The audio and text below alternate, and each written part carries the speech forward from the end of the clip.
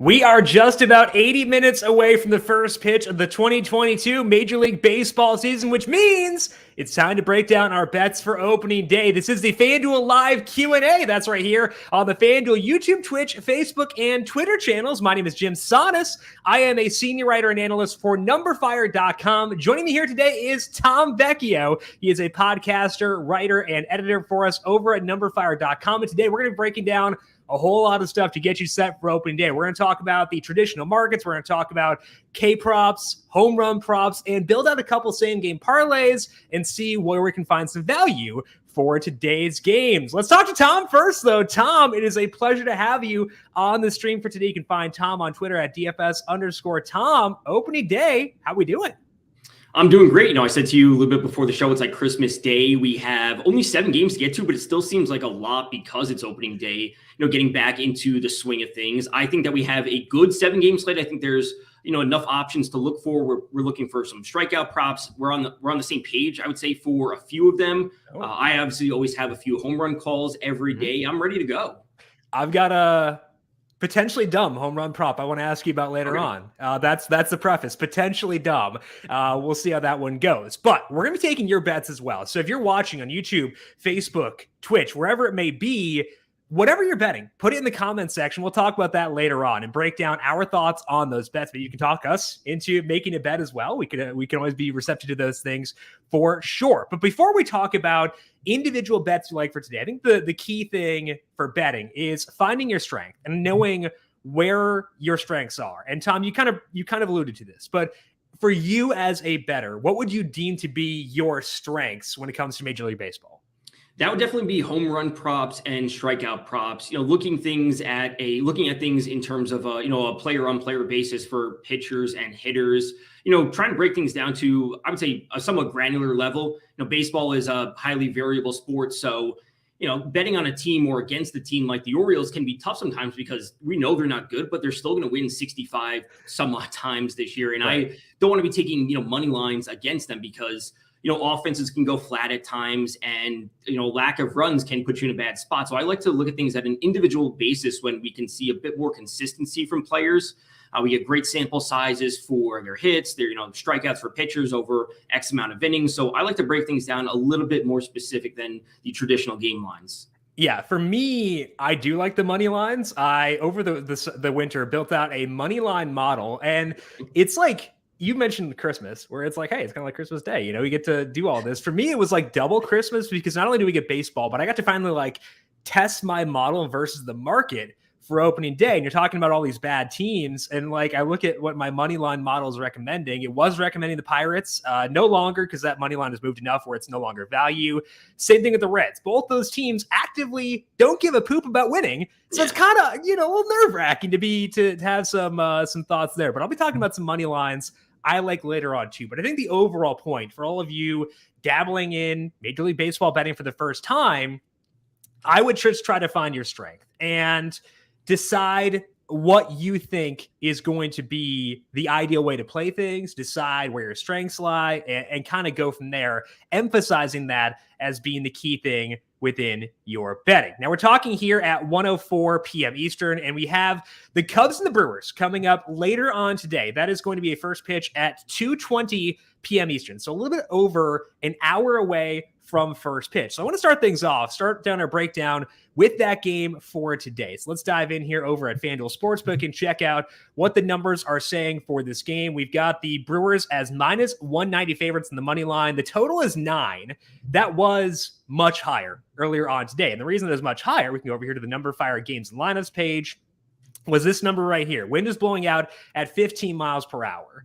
However, the other number here is a 43-degree temperature. So I personally view that as being kind of a wash. You got the winds blowing out at Wrigley. You always want winds out at Wrigley, and that's an upgrade for offense. But low temperatures are good for pitching. So I view that as being a wash. And when the total was a 10.5, I wanted the under. I think the value is gone there. So for me personally, Tom, with the traditional markets, I don't see a whole lot in this game. Anything standing out to you in terms of traditional markets for this first game on the slate? No, the only spot I'd be willing to go probably would be the Cubs plus 1.5. On the run line to see if they can keep this game close because it should be lower scoring. That would indicate, hopefully lower scoring. It's going to be somewhat of a coin flip. in that circumstance. We also should note that along with the weather lines, it's also very wet there. Yeah. So we have wind blowing out, like you said, which is generally a plus, but the, humidity in the air with the lower temperature makes it very dense. So we probably shouldn't be seeing too many, if any, home runs. So if the Cubs can kind of keep this close, just because no one's going to be scoring, the, plus 1.5 on the run line at minus 105 is probably the only spot that I would look. Yeah. Humidity is tough because it's like, you want hot, humid weather for balls to fly better, because it's weird that like weather or the air is actually less dense when it's wet, which is a very strange thing to me. So it's very strange. But when the temperature is so low, I feel like that kind of cancels the thing out. So when I'm looking at the way the markets have moved in this game, I think that they're fully appropriate with it going down to a total of 9. You got the Cubs in the run line there at plus 1.5, which is minus 1.5. We should explain that too. A run line in baseball typically will be 1.5, and then you'll have a lot of juice a certain way. Personally, I tend to stick with money lines and totals, because my brain doesn't really fully work that way of a run line. But you can find those over at FanDuel as well. Okay, let's get some props here for this Brewers versus Cubs game, just because you want to get those bets in for those earlier on. We got the home run props here. Again, the wind is noted and the weather is noted as well. So might not be the most ideal conditions for hitting home runs. So when I look at these personally, Tom, I could always talk myself into an Omar Narvaez home run prop because he is secretly kind of fun. I personally don't see anything of true value in this game from a home run prop perspective. Anything stand out to you there? As of now, there's not anything I would be going to on a home run simply due to the hitting environment. I would say, Omar Narvaez is a player that I look to sometimes. Yeah. He's also along the same lines as Mike Zunino, where he has immense power when he's in the right circumstance. But just based on the weather and, everything that we noted, I'm not looking at anyone on the Cubs side because it's obviously a tough matchup going up against Corbin Burns. And, Hendricks doesn't allow a ton of fly balls to begin with. So even if it was decent hitting weather, I don't know if this is the spot that I would be wanting to go. Yeah, I think that I agree with that too. So for me personally, it's a stay away of those markets. Let's talk about the guy you alluded to, Corbin Burns, starting pitcher for the Brewers for today. And Burns is tremendous. Obviously, got some hardware to prove that this past year. Burns' strikeout prop is at 7.5. The under is minus 124. And I mentioned this before. I have a money line model. I also do have a strikeout model. If I go over here to the strikeout projections for today, Corbin Burns for me is at 7.8 strikeouts. His mark is 7.5. So to me, that says I'm okay staying away from this one, but it's also the same thing for Kyle Hendricks. Hendricks is at 3.5. I am at 3.22. So personally, I believe both these numbers to be efficient. Tom, did you have a different read on Burns or Hendricks in the strikeout markets? No, I would say Kyle Hendricks is probably a pitcher I've never bet on when it comes to strikeouts, nor will I ever. Just looking back to last year, like 16.7% strikeout rate. I mean, he's just not a pitcher that I have any faith in. He could go out there for 6 innings and legitimately have 1 strikeout. So I'm not laying the minus 152 on the under 3.5, despite the fact that I think it's a good bet. I'm not going to go anywhere near there just because, he's not a player that I would ever be willing to lay that amount. Right. For Burns, I will say, the over 7.5 is obviously very tempting. He has the skill to get it done. I think this transitions into a larger discussion about early season pitchers and their pitch count, which is obviously something we'll get to for some of the other games we'll discuss. But I have a lot of hesitancy going to the overs on pitchers that aren't going to be pitching 90 or 100 pitches. Right. And that's why you see in this column here, I have pitch counts or projected pitch counts. And those are subjective because for a lot of guys, you cannot find pitch counts for spring. And it's very frustrating. Like I'm out here searching Twitter, trying to find anything I can on these guys. I have Burns projected for 90, Hendricks projected for 80. So Burns, I get why he's at 7.5, and that's why I'm not going towards the under, but I'm on board with you where I can't go towards the under. I think that the broad discussion you put up there, where we do need to pay a lot of attention to early season pitch counts, it is more important now than any other time of year because we don't know how long these guys will go. And I think that's even more worrisome given that we had kind of a truncated spring training. So I feel like we will see some guys, a wide variance, a wide range in pitch counts. That's true every part of the year, but it's especially going to be true early on this year. The other thing that matters a lot this year, something we discussed before, which is the weather. Again, because the variance in temperatures is a lot bigger right now than it will be later on. You see this Cubs and Brewers game, 43 degrees first pitch, 48 in Kansas City as they face the Guardians, 49 in St. Louis, and then obviously the Mets that is over in Washington for the Mets and the Nationals. But you get out to a couple of games later on the day, 90 degrees in Los Angeles, and 80 or 90 degrees in Arizona. They tend to keep the roof open even when it's around 90 degrees. So I'd expect the roof to be open there for tonight as well. There's a big difference. So make sure you're not handicapping every game in the same way, because weather does vary quite a bit across the board there. Let's get to a question here from Savon over on YouTube. He's asking, how do first inning props work? So let's go over here to the Cubs and Brewers game, because again, it'll be the first inning that we have. So we got the total runs over here on FanDuel Sportsbook, and we got 0 runs, 1 run, 2 or more runs. So basically what you're betting is that across the span of the top of the first and the bottom of the first, how many runs will be scored. And I believe there are a lot of other, props you can bet with regards to first innings, individual innings, and stuff like that. Personally, and you can disagree with this, Tom, I don't tend to bet these because I want larger samples. And it's also because I'm okay having a smaller bet slip if it means that I have a better bet slip. And I know that, like, we talked about strengths before. My strength is not diagnosing first innings. I'm even hesitant for like first 5 markets. I think that I get why you want to do that, because you want to avoid bullpens and stuff like that. I'm even a bit hesitant there because it's a smaller sample. So that's where I come from on this, Tom. What about for you with regards to these smaller sample prop bets, not just first inning, but also other ones in general? Yeah, I would say first inning bets are something that I rarely, if ever, bet on.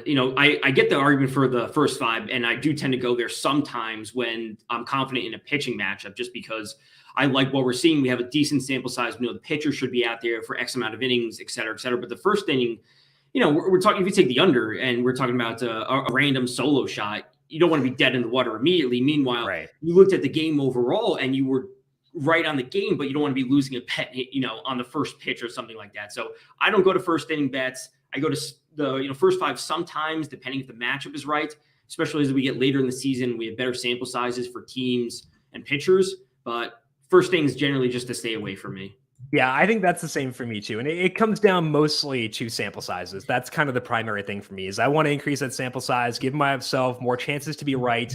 And in general, that's the way I want to play things. And that does translate to Major League Baseball as well. Okay, let's move over here and talk about the broader slate, not just for the Cubs and the Brewers, but let's go to the overall slate here for today. And let's talk about the traditional markets first. We'll get into some props as well later on. And when I look at my money line model as of right now, the one bet that does stand out in terms of showing some value is the Padres money line. They are minus 136 in the money line facing Arizona. Now I say this, and I would caution you, if you're watching this stream right now and you want to get some bets down, this number has been moving towards Arizona, which means it's possible I've read this market wrong. I think that's always a key indicator of like, hey, markets are moving against me.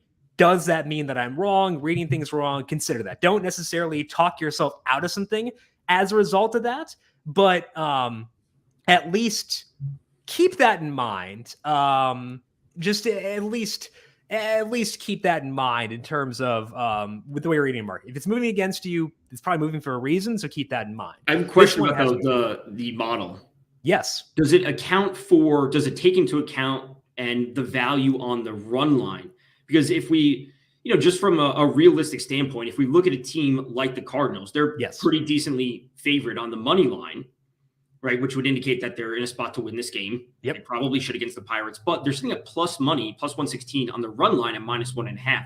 Right. So does that account for like, oh, they should be winning this game by X amount, therefore the run line is actually the proper bet instead of the money line? Yeah, so there are differences in like modeling a run line versus a money line. And I do model out expected runs and expected runs allowed and basically back that out into what should the money line be based on expected runs scored and expected runs allowed. So I do have those numbers in the model. However, I don't know so for NFL, key numbers, 3, 7, 10, stuff like that. I don't know those key numbers well enough in baseball because they don't really exist as much because there's not as much consistency in the way they're distributed, but I don't know the distribution. So I've not modeled out a run line yet. I'd like to add that eventually, but I've not gotten there just yet. So you could turn that direction. Let's say you don't want to pay minus 136 in the Padres. Look at the run line at minus 1.5 at plus 114. Maybe that's more enticing to you. Yeah. For me personally, if I'm trying to bet based on my model, I skew towards the money line there. So that's the way I go. Are you a run line guy in general? It's run line, like, depending on the matchup. So early in the season, or maybe not early in the season, but maybe specifically for the first few days, just because the pitchers, like, we're getting the number ones against the number ones, twos against twos, et cetera, et cetera. But if we have a really lopsided matchup and we're looking at a team that could be minus 200, minus 250 at home, and they're going up against a terrible pitcher, and we know their offense has a super high implied run total, like, they probably should be able to win by at least 2 runs. So instead of laying the, minus 188 with the Braves tonight, if they're in a spot to win, they're probably going to be doing it via home runs, which means they're probably going to be up by more than 2. So that's how I transition to betting the run line instead of the money line.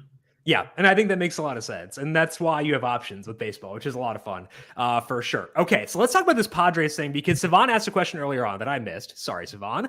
He was asking about when you bet a money line, I'm confused because it says action, then it makes me pick a pitcher. What does that mean? So, okay, let's go over here to the Padres and show an example right here. So if I have 136 and it says action here, basically what that means is if I have action toggled on, that means this bet will be valid no matter what. If I change it to no action with Yu Darvish, where it specifies that Yu Darvish must pitch, that means if Yu Darvish does not start for the Padres, then this bet will be voided. I'll get my money back. I won't get to benefit if I win, but I will get my money back. Let's say I can change this to being Madison Bumgarner. Let's say part of the reason I'm betting the Padres is because Mad Bum is starting, but let's say maybe he's hurt and there's a chance that Mad Bum does not start. I would toggle this to be Madison Bumgarner, and then if Mad Bum gets yanked, that bet is voided. So it kind of gives yourself some safety with regards to starting pitchers. If you're worried about Jacob deGrom, not that he's ever been hurt, if you're worried about Jacob deGrom getting scratched from the start, you don't want to worry about that. You can use these options as being a way to safeguard yourself. There, you can also do both pitchers if you want to just have the extra safety of saying, okay, I want to make sure both Mad Bum and Darvish are the starters for today. You can toggle that as well. So think about that. Think about the way you want to play things, and go based on that. But it's a very good question, Sivan, because it's, again, a new term for people who may not have bet Major League Baseball previously. So I like the Padres. Their money line minus 136. Any traditional bets outside of Brewers Cubs standing out to you, Tom? They could be totals, stuff like that as well. I mean, I think Houston inherently has some value at plus money. In the grand scheme of things, I think that they are the better team compared to the Angels. I know that Ohtani is good, but it's not like Framber Valdez is a bad pitcher in any capacity. I wouldn't be surprised to see this a lower scoring game. So I would probably lean towards the plus money on the Astros. The question I had for you is how much are you willing to lay in a money line? Is it extremely matchup dependent when it comes to the pitchers? Yeah. So it all depends on the number. So the way that I like to say it is value is value. So let's say my number said that the Braves were 67% to win versus the Reds. And so if we look at minus 188, let me pull up my odds converter here because I don't have these fully memorized just yet. But minus do that too. Yeah. Minus 188 is 65%. So the Braves implied win odds at minus 180 or 65%. Let's say that my model said the Braves were 68% to win. So they've got 3 percentage points of value there.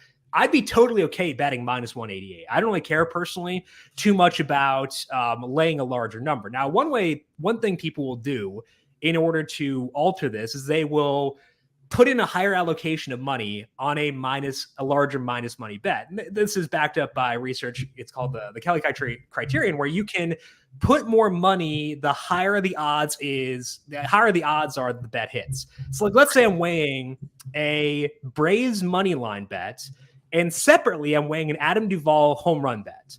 The Braves money line is minus 188. Adam Duvall's never hit a home run. Who would possibly think about doing this? But he's plus 350. I'd want to bet a different amount of money on the Duvall home run than I want to bet on the Braves money line at minus 188 because the Braves are more likely to win this game than it's likely that Duvall hits a home run.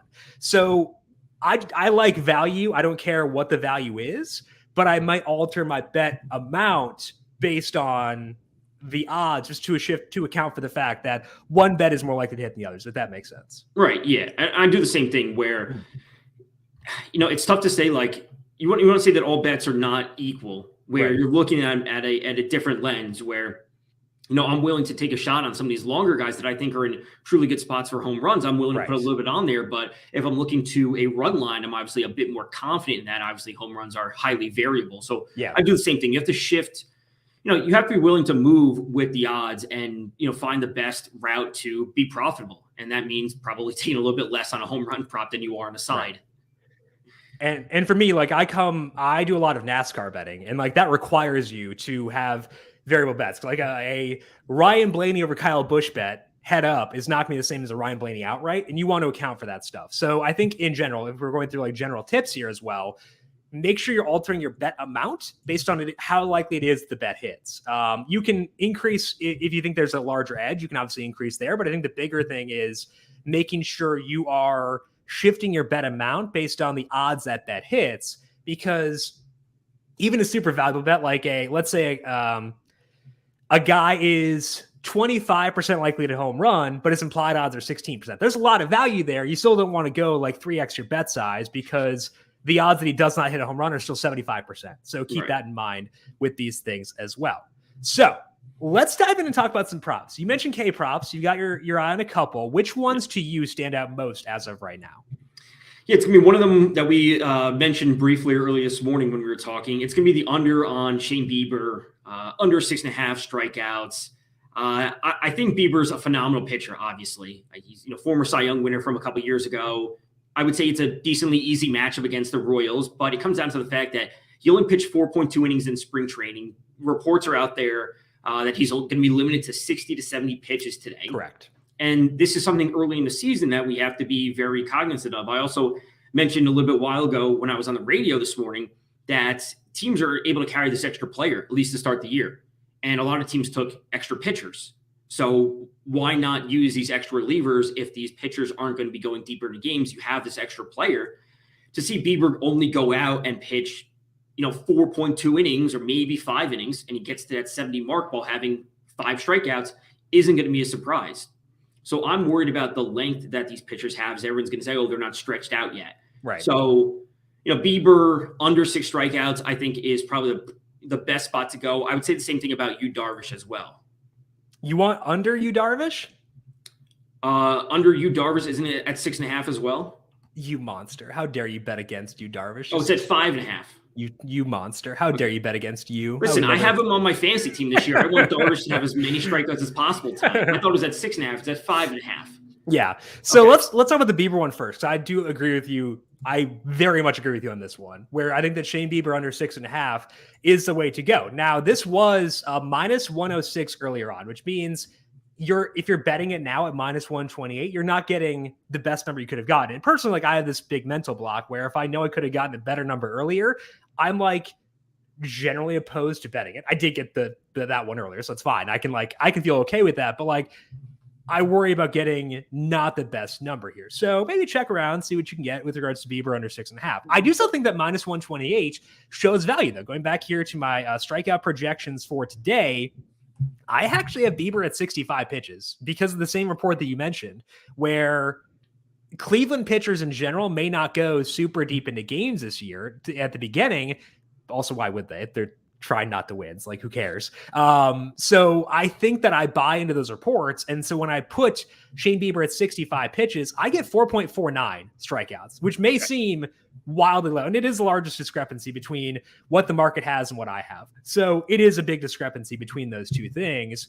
But I'm also okay with that. Like, let's say I want to get Bieber to 6.5 strikeouts. I'd have to change his pitch count projection to 95 pitches. If I do that, I get 6.56 strikeouts, even money on the over. I think that's a fair bet, but there's a big difference between 65 and 95 pitches. So to me, what that says is I've got a lot of wiggle room. Even if Shane Bieber goes above 65 pitches, I can still feel good about making a good bet here. So if I keep things relatively in check, I think that I feel good about Shane Bieber. So to me, if I'm picking one bet, Tom, for today, in terms of the strikeout market, I would say Bieber under 6.5 to me is the best bet I can make on the board. Are you agreeing with that being the number one bet for you? Yeah, in terms of strikeout bets, yes, I have some favorite home run props. They're obviously a little bit of a different story when it comes to probability, but I'm 100% on board with the Bieber bet. I already grabbed it earlier this morning. Okay, so we got Bieber under 6.5. We did get a question from Jerry asking about Corbin Burns' pitch count. I've got Corbin Burns at 90. He went 80. Oopsies. That's Tyler McGill. He went 82 in his final start of the spring. So there's a possibility that Burns could go longer than 90. So Jerry, I would say if you're projecting a pitch count for Burns, which, you could get someone else to do that for you if you want. I would say it's in a range from 90 to 95, probably. I think that 95 is probably where on the high end where I put it. 90 is where I have him, and that has his K prop being relatively appropriate. So I'm okay not going with that one. Now, you mentioned Yu Darvish. That's at 5.5, Tom. I know you were thinking about 6.5. What are your thoughts on it at 5.5? Well, I'm looking right now at the Arizona lineup and their active roster, on Fangraphs, their active roster from last year versus right-handed pitchers. And I'm seeing it at a 23.8% strikeout rate, which was the 9th worst last year with the active roster they have this year. Yep. The question I would ask is there a report about Yu Darvish and his pitch count today, or what do you have that projected at? Yeah, so I have him at 95. I have full U, and that's to me very exciting as someone who adores Yu Darvish. I am thrilled about that. Let me try to pull up my notes here that I had from yesterday on Darvish and his pitch count. Okay, so the note I have from when I was doing these yesterday, Darvish went 90 pitches in his final spring outing. Okay. So honestly, 95 I think is a pretty fair number, and I'm okay keeping that there. So that's why, to me, when I have my strikeout projection for Darvish, you mentioned the high. I have the exact same number here, 23.8% for Arizona's current active roster last year versus righties. Darvish struggled at times last year. I have his final 10 starts when he threw fewer sliders, because sliders are generally higher strikeout pitches. And I was worried that, okay, if he throws fewer sliders, his strikeout rate might go down. But it's still 30%. Yeah. So if I use those inputs for Yu Darvish, I come out with a strikeout projection of 6.97. And that to me says the over is in play here. So I go here. It's very juiced up. So just note that. The over 5.5 is minus 148. You can go down here and always check.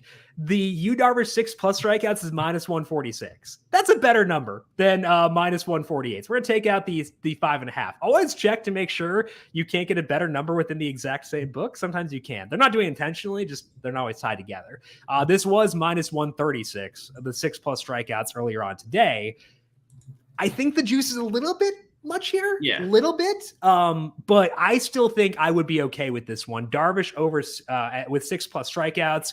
You could get minus 130 over 5.5 earlier this morning. I'm not sure if you can still get that in other places, but I would say hunt for some Yu Darvish overs 5.5, because I think given the pitch count, given the matchup, given the projections, I think that he does look pretty good there. So the one thing I'll say about the looking for the alt strikeouts, and I agree with everything you said about Darvish, I would actually have more interest in going into him at 7+ if your projection's that high. I'd rather just aim for that's actually very true. You're right. Yeah, I would just shoot for that plus money. Yeah. If you go back to Corbin Burns, if you go back to the Brewers and the Cubs game and look at Corbin Burns, the over on 7.5 is sitting at minus 102, but Corbin Burns at 8+ strikeouts is sitting at plus 102, which is the same thing. Which is very helpful. That's why you want to look at these things. Yeah. So these are, it may seem like extremely minor for one day of baseball for one prop, but if you are doing this over the course of the season, this can add up significantly if you're, betting K props, betting multiple K props every single day throughout the course of April to September. Right. Exactly. And you want to if the sports books are going to give you a blessing, you should take it. That's always the rule you should do. And I think that in this situation, it's good to look for those things. So make sure you're checking the alt strikeout markets. If it is the exact same thing and you can get a better number, do that as well. So good to call that one out too, Tom. I'm glad that you brought that one up. Okay. So for me personally, my list of K props for today is Bieber and Darvish. Let me look over here at the projections really quick to see. Patrick Corbin, I have at 4.99. He's at 3.5 over at FanDuel. I'm worried about the weather in that game. They probably just wouldn't start it, so it wouldn't matter. But Maybe if we get like an in-game delay, that could ruin things for him. It's minus 160. I think that's enough where I will talk myself out there. I showed a little bit on Shohei Ohtani. His number is 4.5. I have him at 5.79. So let's go back here and check out what Ohtani's number is currently at. I've got him at 5.8. Okay. And his strikeout number is... Oh, they pulled Ohtani off. Okay, so no more Ohtani. That's not a good sign. Well, hopefully the Shohei is okay. But he's been taken off. So to me, I think standing pat. I see him at. I see him up here. Okay, this is because I'm in New York and markets offered in New York can sometimes be different. I can pull a little trick and do IL.sportsbook and get the Illinois sportsbook. I see 4.5. What's the over? The over is minus 154. No, I think that's too much where I'd probably stay away from it. So I think I'll stick to Bieber and Darvish. Any other ones you want to add here, Tom, for the strikeout props? No, I don't have interest in Corbin, mainly due to the fact that I think he's going to get blasted today. I think that would transition into my home run prop or one of my home run calls for the day. But let's do it. Do it. I'm in. Let's go. Yeah, so that comes probably my number one on the board would be Pete Alonso. Okay. Not a surprise. The polar bear sitting up at plus 270. Obviously, home run props are highly variable. And, I have a specific method when it comes to identifying home run props. It's been, pretty profitable, especially the second half of last season. This is you run a little heater. Yeah. Essentially a theory I've been, kind of working on since 2017. And it initially started off as identifying players that have high upside to use as one-offs when building DFS lineups, and that has transitioned into, betting home run props. And it comes down to finding players and hitters that are both at a 40% hard contact rate and a 40% fly ball rate for, generating that for a hitter and allowing that for a pitcher. And it, kind of creates this like apex of, this overlap of players that are in a consistently good spot. So Pete Alonso checks every box except for the hard contact rate last year versus lefties, which was at 33.6%, but a massive 51% fly ball rate and a 325 ISO is unbelievable. And Corbin was horrible last year, allowing 2.40 home runs per 9 to righties, a 36.8% hard contact rate, well above league average with a 24.6% home run to fly ball ratio. So this is as perfect of a spot as I could possibly imagine for Pete Alonso to get the season started off with a home run. Yeah, and we did see Corbin struggle a lot last year, and I have Corbin on a couple of season-long leagues, so I'm hoping that does not continue. The other thing that he struggled with as we go to the hitter tab, Corbin lets up a lot of balls in play, a 20% strikeout rate. This is over his final 14 starts with a lot of sliders. That slider is kind of the key pitch for Corbin, so it was good to see him up that number, but still did not translate into results. He allowed a 40.3% hard hit rate. The hard hit rate I'm using is the StatCast number, and I believe that's the number you were citing as well. Actually, they don't have that for splits. So that's the different one, the Sports Info Solutions hard contact rate. Right. So this is the StatCast number, so it'll be a bit different, but it's 40.3%, which means that 40.3% of the balls in play he allowed had an exit velocity of 95% or higher. The fly ball rate allowed was 31%. That's high enough. It's not like a Framber Valdez number, but it's high enough. Yeah, I say this 40-40 line, and it's not exactly on where it has to be within a range. And on top of that, this is where I would start to, implement the weather and the hitting environment, the park factor. Citi Field for the Mets is a great pitcher's park when they're in, the Great American Small Park in Cincinnati, or obviously Coors Field, et cetera, et cetera. So we have to look at it at a baseline and then add the layers in on top of it. So we got a couple questions in the chat. Let's jump back to we get Pierre first. Pierre on YouTube is asking, how can I get access to these home run props daily? Yeah, I tweet them out every day on Twitter at DFS_Tom. The article is also up on numberFire under the MLB section. It's going to be 3 props per day. It'll be a mix of home run props or strikeouts. If there's a clear line for a player to have 2+ hits or to score a run, anything that has value, I'm going to write about and talk about. Yeah, so that's pretty straightforward. Jerry asked about the Framber Valdez 6 strikeouts. Let's go back to that one real quick. Yeah. And he likes the Darvish one. So Jerry and I will ride or die with you, Darvish, together and see what happens. Let's go over to Framber Valdez here. 4.5, the number on him. We had talked about him before with regards to Ohtani. 4.5 minus 122. Let me check out what I have for Valdez. I believe my numbers are higher than that, but not enough where I want to take it. I have Valdez at 5.13. So there is a little bit there. I personally don't see enough to get super enthused about it. Let me check out his pitch count. 90 projected pitch count for Valdez. So I don't see enough there to bite on it, but I also do think it shows a bit of value. So Jerry, if you have more conviction in Valdez, you feel good about his pitch count, I would say you have full permission to fire away. I'm not going to do it personally, but I do think there is some value there as well. One more question here from Alvin. Asking if there is a DFS show for today. The Solo Shot, which is our DFS podcast, which Tom will host when I'm out. Austin Slane will host that one as well.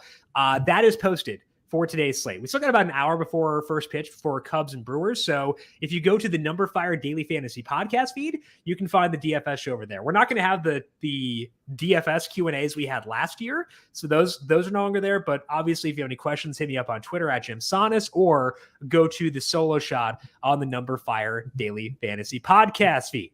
Let's shift gears here, and we'll get back to the home run props in a second. Let's talk about to Motive Jag, talking about Adam Wainwright. Now, I've got Wainwright at 4.8 strikeouts. 4.9 strikeouts. I believe he was plus money over 4.5. I thought about that. I thought about it, Tom. I'm seeing plus 118 on 4.5. Thinking about it. Because he's stretched out. I've got him projected for 95 pitches.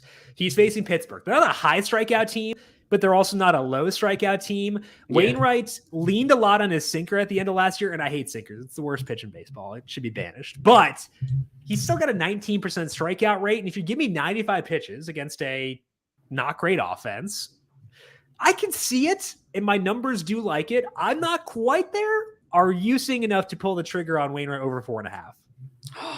This is like the Pirates aren't good. We know that, but they're also a team, like you said, that don't strike out a whole ton of the time. Mm-hmm. And Wainwright last year, I'm seeing he finished with a 21% strikeout rate, which doesn't always present a whole lot of upside to me. Pitchers that can consist, like he's a better real life pitcher than he is like a prop pitcher or a fantasy pitcher. He's not out there like constantly pounding the strike zone, racking up those strikeouts. So I don't have a whole lot of interest when it comes to these types of pitchers. I understand the matchup's easy. Plus money is obviously very interesting at plus 118. But ultimately, I would side with Bieber and Darvish as my two favorite K props to start the day. Yeah, Wainwright is behind.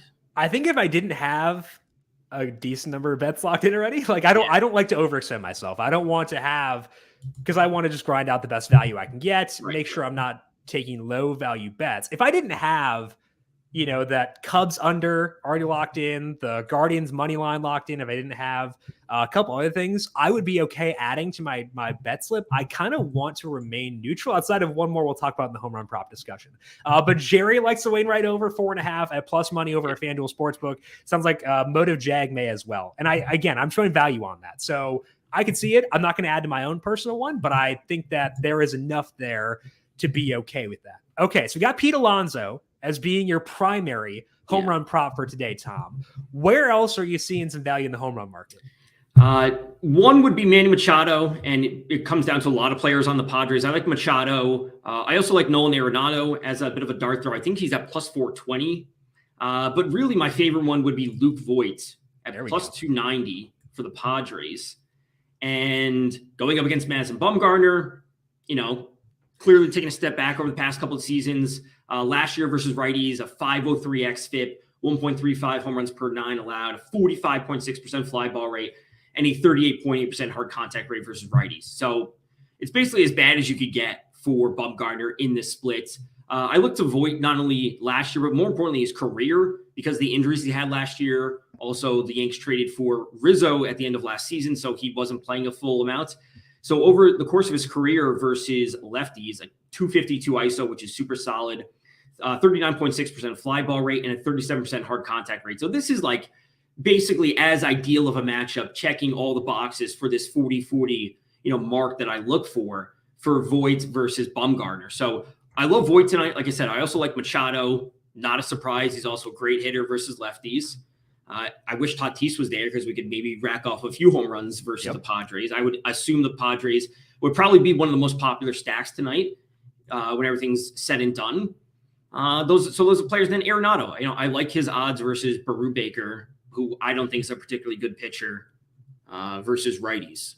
Yeah. So Brubaker, I have as like a decently high strikeout guy, but the rest of his numbers kind of lag behind.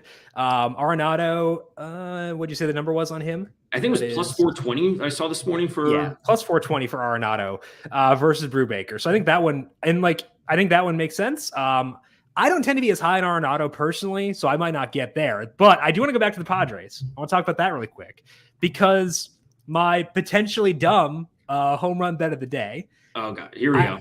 I have to give a caveat here. This is not one you should put in before lineups come out because the FanDuel house rules for baseball are if a player receives a plate appearance, that bet stands. It's not if he starts. There are some places where if a player is not in the starting lineup, you get your bet back. So I think there's a decent chance this guy doesn't play because C.J. Abrams made the opening day roster. So Ha-Seong Kim is not a lock to play tonight. But if he does, I think there is some value in his home run prop at plus 850. I do not like long money props because typically they're longer money for a reason. He's plus 550 now. Okay, so I'm not alone on the Ha-Seong Kim train. Apparently someone else is out there betting Ha-Seong Kim to hit home runs. He's plus 550. Validation, baby. Ha-Seong Kim going deep for tonight. Last year versus lefties, Ha-Seong Kim, 160 ISO. That's not really where you want to be. 33% fly ball rate, you'd like that to be higher. 34% hard hit rate, you'd like that to be higher too. However, when he was in the KBO, Ha-Seong Kim was a pretty big power guy. I believe he had 30 home runs in his final year there. Showed some extra base hits, extra base power in spring training as well. Now, again, I don't know if he'll play because C.J. Abrams made this opening day roster. So there's a very good chance that Ha-Seong Kim is not in the lineup. I believe most places that I project or that I trust in terms of projecting lineups have him batting 8th or 9th. Right. numberFire has a 9th for today. Obviously, you want higher in the order because that means more plate appearances. But if he winds up in the order, I can't do plus 550. But if you can find a longer Ha-Seong Kim number out there somewhere, I would take that. Also, you're looking for so Alvin was talking about some DFS stuff. You want some super low salary guy looking for a second baseman, Ha-Seong Kim? Just saying, Alvin. Just saying. Wouldn't hate it. Tom, talk me off the ledge. Tell me why I'm dumb to like a Ha-Seong Kim home run prop. No, I mean, I think it's fine. Like, as long as he has to be in the starting lineup, but like you're validating it for a good reason. You're not just throwing darts out here, right? We're not just taking these random shots. Like, I enjoy okay, I'm looking at a player specifically for this reason. Yes, I'm going to scale back the amount I bet on it due to the odds potentially, and that's obviously a different conversation which we touched on earlier. But I'm doing it for the right reasons because he does X, Y, and Z because the matchup shows, A, B, C. And that's why I kind of like Arenado. There's a good amount of wind blowing out in St. Louis tonight or today, midday. Out of 20. Yeah. So what realistically could be a fly ball, there's obviously a lot of variance with that. And Arenado could certainly get there based on the weather, based on the wind. So I like that.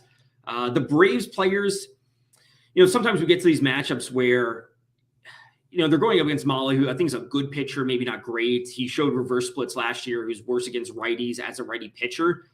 And sometimes we get to these matchups where you can make a case for 3, 4, 5 hitters for, the Braves tonight. So when you're going to a player like Kim, you're doing it for the right reasons. And sure, you may not go heavy on that, but A, you wait for him to be in the starting lineup, and then B, you take a very metered approach to it. And it's a good value, and he has the underlying metrics that would point you in that direction.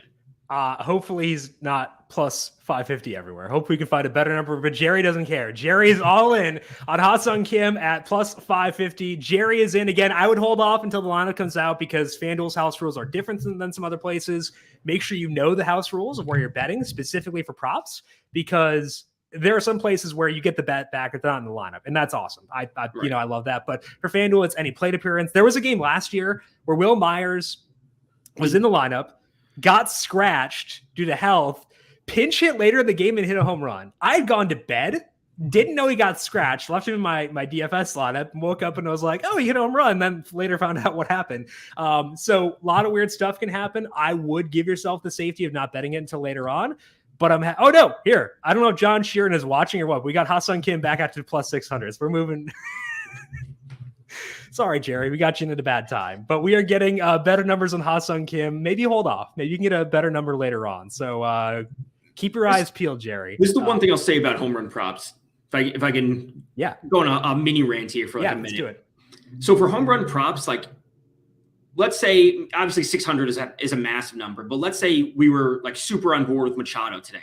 Yeah. And he opened up at plus 330, and all of a sudden now he's up at plus 290. In the grand scheme of things, like that difference, while you're losing out on the value, which is obvious, no one's debating that, like over the course of the MLB season, I don't see that as an issue. If I'm confident in Machado or X hitter on Y day in this matchup, I'm going to be going to that hitter based on like the metrics, not based on, oh, he was plus 330. Now he's plus 290. Now I can't bet it. Yeah. Like I know you love the value, and like missing out on the value is obviously not great. Big mental block. Yeah. It can be a big mental block. But again, like if your numbers are pointing in the direction that this is a good bet because of these reasons, like I'm still going to make it. And he's plus 290. I'm not going to complain about plus 290. Yeah, plus 330 or plus 350 would have been better. But, if I don't bet it and then it hits, I say, oh, all my signs pointing me in this one direction. So, I look to stay consistent with it when it comes to betting. I'll give up a little bit of value if I missed it. If I was busy, I couldn't get the bet in, whatever it might be. Right. As long as it still shows value. And that's why having knowledge of the way that odds work is important. So if you just search like an odds converter anywhere, like we have one on numberFire, on OddsFire, you can find one there. If you plug in the odds, so if you put in plus 290 for Manny Machado, that'll tell you that the implied odds that are 25.6%. As long as you believe the odds that Manny Machado hits a home run are still larger than 25.6%, then there's still value there. Right. So even if you're not getting the best number, if it's still better than that number, it's okay. So keep that in mind. I would also say if a number moves in an area where you didn't get the best number, shop around, because sometimes other books will lag behind with this stuff. So check other books, make sure the value is still there, but it's not a cross off. Like the Bieber under 6.5, I still like that one, even though I know I could have gotten a better number earlier on if I did. But like, hypothetically, we're talking here right now with the way things work there. Okay. Any other home run props you want to discuss here before we talk some same game parlays? No, Machado, Voits, Pete Alonso. Alonso's definitely my favorite. Maybe taking a shot with Arenado. I think those are all, maybe if I dig a little bit deeper later in the day, I'll look to some of the Braves hitters. Maybe Adam Duvall, who we know has insane numbers. Baby. I was pulling up the page already. He has insane numbers versus righties. He strikes out a ton. I think we all know that. Yeah. But he does have massive power, which is always good to see. Do you ever buy into narratives? I don't know if you've ever had this discussion. I jokingly buy into them. Like I joke about them on Twitter. Does that count? So Key Brian Hayes signing an 8-year extension a little while ago. Wait, did he? Yeah, like 30 some odd 40 minutes ago. Signs an 8-year extension. Okay. I obviously think he's an exciting young player. Looking to him to have, plus 2 hits tonight is obviously different than a home run. I wouldn't maybe go to him for a home run, but plus 200 for what we all agree would be a good young player. I don't see that as a bad bet if I'm willing to buy into a little bit of the narrative. So you want your narrative for tomorrow, Tom? I'm not sure this is a good narrative or not, by the way.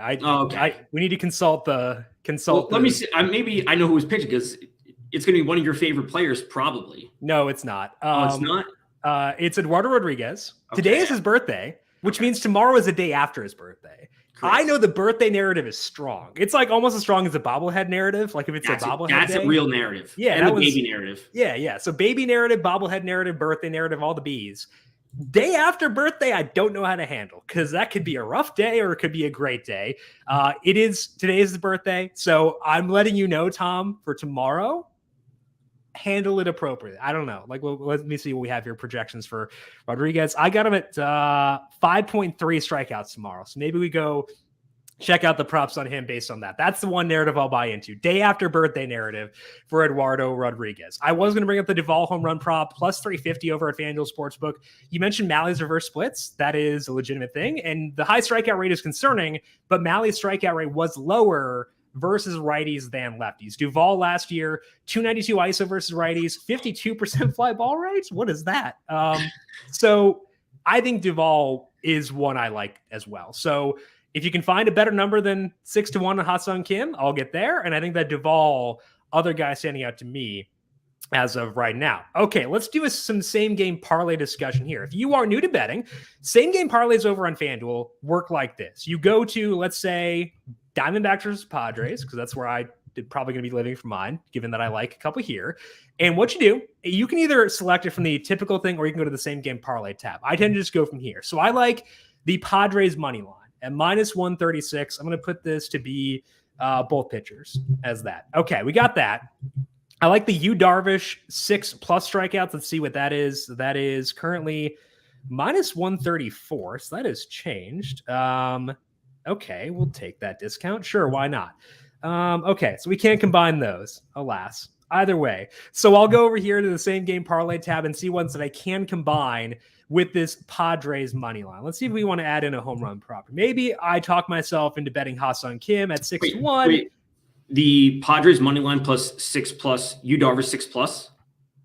Yes. You can do that from the same game, at least. I'm doing it right now. It's plus 159 for Padres money line, Darvish 6+. Okay, so let's do this. Let me do this. I want to pair him with Ha-Seong Kim anyway. I know I can do it otherwise, but let's just do it.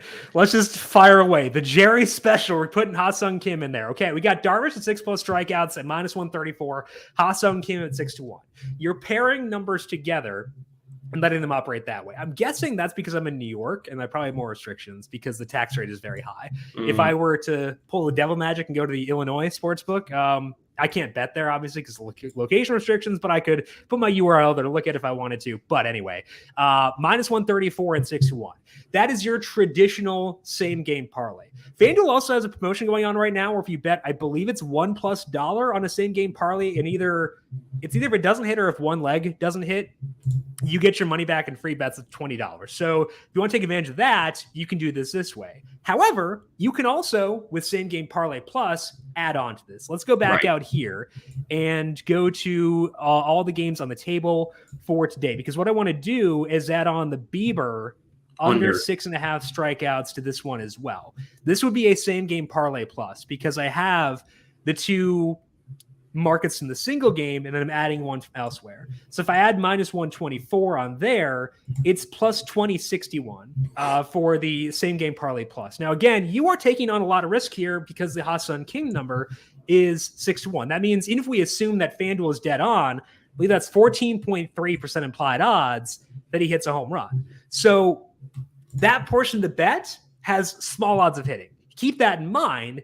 That's the way you can play things here. Personally, I am very picky with my bets, so it's harder for me to find a lot of bets than a single game that I like, but this Padres Diamondbacks game happens to be one where I do like a couple. So I think that, to me, if I'm looking at a Same Game Parlay Plus for this slate, it's a little bit fun. I would go this way. If I wanted to make this a bit more likely to hit, let's go back to the Padres game and add in the Luke Voit home run props. I think that I like him a bit more than Machado. And remove Kim or keep Kim in there? We're removing Kim. Okay. I want a higher probability. Voit at plus 290. That's plus 1077.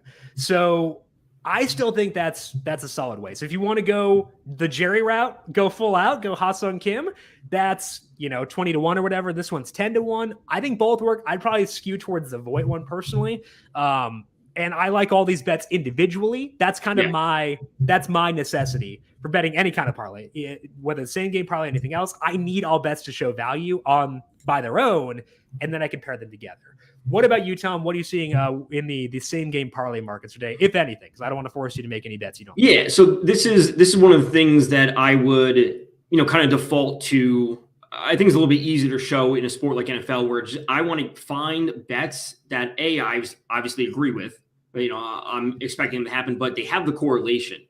So if we would choose to see Voit home run, Machado home run, you want to put a Kim home run in there, what does that imply? That implies the Padres probably winning by multiple runs. So I would take the home run prop, add in that run line -1.5. Yeah. Which is at +122, which I think is a good bet on its own because, as I outlined when talking about Voit, I do not think Bumgarner is a good pitcher. We know that the Padres have power up and down their lineup.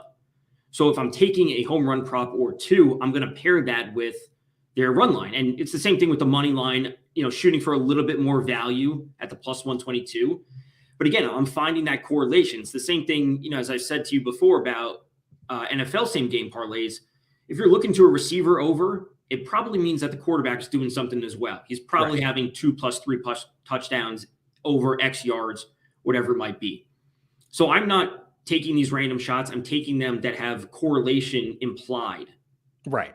So you would not be adding the Darvish strikeout prop to this, basically what you're saying. I like the Darvish prop. It helps the run line, I guess. It does help the run line, but it's not inherently in the same line as home runs plus the run line. Like Darvish could have they could win by 1 and Darvish has 6+ and Lou Voit has a home run. And like that, you know what I'm saying? Like they can miss off on 1, or he could have the 6+ strikeouts and they don't cover X, Y, and Z. So I want to take things that are as directly correlated as possible, if that makes sense. And I think it's worth noting that FanDuel does account for those correlations. They ain't no dummies. Like they know that if we're talking like NBA and you're betting overs on a couple different markets for a guy who's stepping into a larger role as relative interest and like that, they know, like they're not dummies. So keep that in mind that you will get a worse number in correlated markets versus uncorrelated ones. So keep that in mind. But, looking at this, I think that if we take out the Darvish one, you said Voit, right? Or was there someone else you wanted for a home run? Yeah, Voit would be my number one, probably Machado too. Okay, well, let's do both to see what happens here. That's +1978 to have the Padres run line along with Voit and Machado both hit home runs. And it's accounting for those home runs. It is accounting for that. That is very true. But at the same time, it's not penalizing you to a prohibitive extent is the way that I would phrase that. So I like that one as well. Any other games where you're looking to potentially plug in a couple bets, any same game parlays for you? Because I think that the Padres versus Diamondbacks one is the primary one for me. It would be immediately going to the Braves. Okay. It would have to be some combination of their power, potentially taking. Can you take team total unders on the same game parlay? I can't in New York. I tried that yesterday. So I'm doing the backdoor alley thing here. Do you want the Braves over? It'd be either the Braves over, and you'd correlate that with multiple home runs, as we said, from the right-handed hitters from the Braves, or maybe taking an under on the Reds. I'm initially leaning towards the Braves over. Okay, so we can't do that one. Let's see if we can add in the Reds under instead. I think that one should be okay. They're not correlated, but like you could still see value in that if you're not as into the Reds. Nope, can't do that one either. So I'm guessing what's happening is like the individual team totals can't be lopped in there, but we can still get the Duvall one in there. We can still get the Braves run line in there if you want that. We can do it that way and play things like that. I think for me, again, the Diamondbacks versus Padres game is the prime one I'd be looking for if you're trying to build out a same game parlay. Got a couple minutes left. So if you got any bets you want to plug in and get us talk about here on the stream, put those in the chat over on YouTube, wherever you may be watching. We got a couple here from FanDuel Sportsbook earlier on today. They tweeted asking if anybody had some. The veteran likes the Cubs total being too high. We talked about that before, where we thought that they'd overcompensated for the wind. It's down to 9. I think that's about appropriate right now. Tej likes the Mets money line. Okay, let's go over here. Mets money line is -118. Let me see what my numbers are saying about the Mets money line for today. I have the Mets winning 52% of the time. Their implied odds 54%. So although I don't show value, it's pretty close. And I think I could talk myself into that one. I'm not going to talk myself into it, but I will not talk you out of that one, I would say. Joel is seeing the Corbin Burns strikeout rate. He wants over 7.5 against the Cubs. Let's check out the juice on that Corbin Burns strikeout number now. It's still -102. -102. That's not bad. So I've at 7.9, I believe, strikeouts. -102 over 7.5. I'm not betting that, but I think, again, it's not one that I'd talk you out of for today. All right. That is pretty much all we got here for today. Before we close up shop, Tom, any final thoughts? Any final bets you want to plug in there before we send off the good people to go enjoy some freaking baseball in the year of 2022? No, I'm sticking with my main core bets would be the Voit home run, the Alonso home run, absolutely, and then the Bieber under. Those are my top 3 player props for today. I'll also look to add the Braves run line later. Just want to make sure that starting lineup is there. Yep. I think it's a solid 4 bets, very modest amount to start the MLB season. Yep, I'm sticking with the Padres money line. I like the Darvish over 5.5 or 6+ strikeouts at -134 right now.